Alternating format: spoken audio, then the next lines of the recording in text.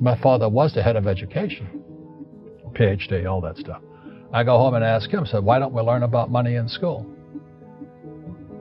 And he looked at me and says, because the government doesn't let us teach that subject. The government tells us what we can teach and what we can't teach. And I thought that was strange. And I said, but aren't we going to school to learn about money? He says, no, your job is to get a job. I said, but you get a job to earn money. He goes, no, you're supposed to just get a job. I went, no. Isn't the purpose of a job to earn money? He goes, you're correct. I said, so why don't I just learn about money? I can skip the job part, And he got flustered and he said, if you want to learn about money, why don't you ask your best friend's father about money? And I said, why? That's Mike. So why ask him? He says, because Mike's father is an entrepreneur.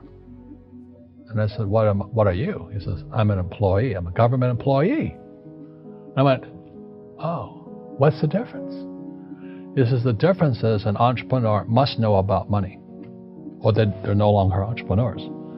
And he says an employee doesn't have to know anything about money, because the government will take care of them, the company will take care of them. So I'm all confused. But I took my dad's advice and I trundled over to Mike's father's office and knocked on his door and I said, hey, I'm here, 9 years old. Teach me about money. He says, beat it, kid, But that's where the story of Rich Dad, Poor Dad started. And finally, through persistence, my rich dad started teaching me about money on one condition.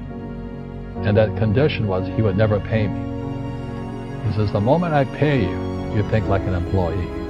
He says, that's the trap. Entrepreneurs work for free. And now I'm 9 years old, my head's going cracking in half. He says, you never want a paycheck. You understand that, kid? I said, okay, I got it. And he says, well, how do I make money? He says, that's what entrepreneurs figure out. It's like, so how do I learn about money? So he would just break out a Monopoly game board. So I would work for free. I'd pick up cigarette butts, and he had hotels and restaurants, and I would clean and do menial tasks.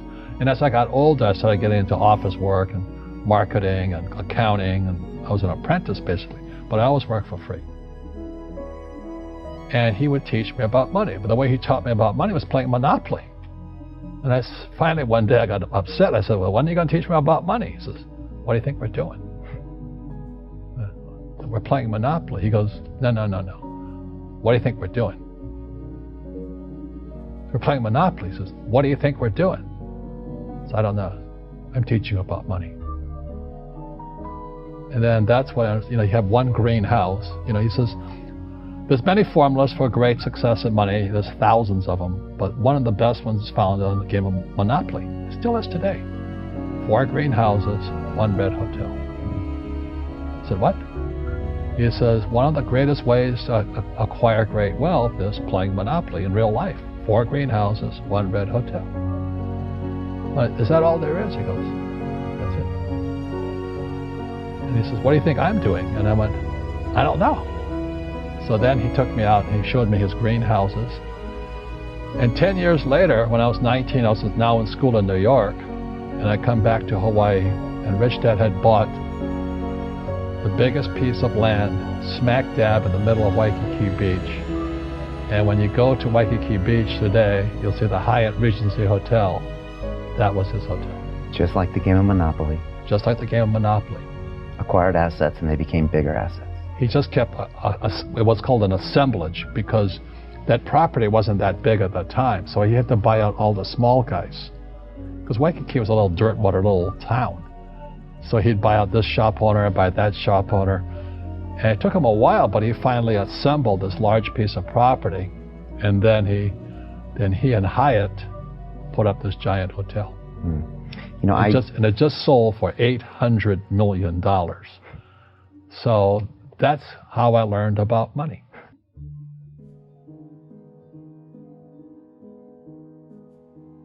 I've had financial crashes. I've had people stab me in the back, but they're all good because I grow from it. That's spirituality. Right? People who are afraid of making mistakes, like they teach in school, they don't ever grow. because spirituality is there's good and there's bad, there's right and there's wrong, there's up and there's down. Most people only want to be right, they only want to be positive. Well, you can't have that. That's not reality. Well, I wasn't poor by most people's standards, but I came from a family with a poor attitude, if you know what I mean. Because rich, poor, middle class, poverty starts with a fundamental attitude. Poverty is passed on. It's taught in your families. And middle class is taught in families. And so the people right now who are sitting at home, who are struggling financially or worried about money or unhappy, they may be making a lot of money, but unhappy with what they're doing, it was probably taught to you. You know, your super ego was taught, get a job, work hard, or you'll never be rich, or the rich are evil, or whatever. The school system will never teach you about money. The school system was designed to teach you to be an employee, which is important, or a doctor or a lawyer, a specialist, but never about money. And what most people lack is real business knowledge, like accounting, like debt, like taxes. You got to know that stuff, but they don't teach it in school to anybody. So, and then when people ask me, how did your rich dad learn this when your poor dad, a PhD, didn't? And the answer is very simply, my rich dad, who's my best friend's father, his father died when he was 13. So rich dad had this family business at 13 to run. So he had to drop out of school, which was his blessing. There's blessings, and sometimes a blessing doesn't look like a blessing, but it turned out to be a blessing. And then his teachers became his bookkeeper, his accountant, his attorney, his banker, his real estate agents. So he has what I call real teachers, not these fake teachers in school. You see, most teachers in school, they're out of ethics. They teach subjects they themselves don't practice. I asked the teacher, I said, I'm in my third year of calculus now. It was called strength of materials. I said, am I ever going to use this stuff? He goes, no. I said, why do you teach it? He says, how's I get paid? I said, do you ever use it? He goes, no. And that's why, you have to, in life, one of the things I suggest to people, you got to find a real teacher versus a fake teacher. And a fake teacher is somebody who doesn't do what they teach. And a real teacher is doing what they teach every day. So my accountants, my attorneys, they're in it every single day. And that's how I learn, because every day I'm solving problems in my business.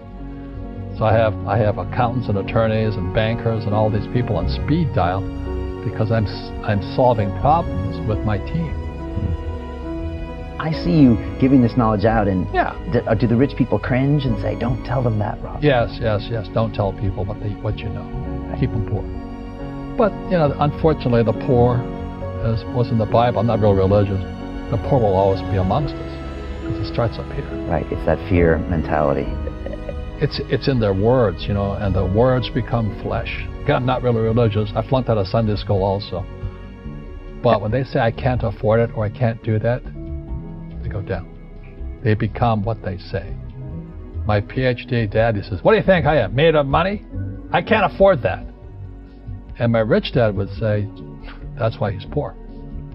Poor people say, I can't afford it, I can't do that, I don't have time. Because this is an escape.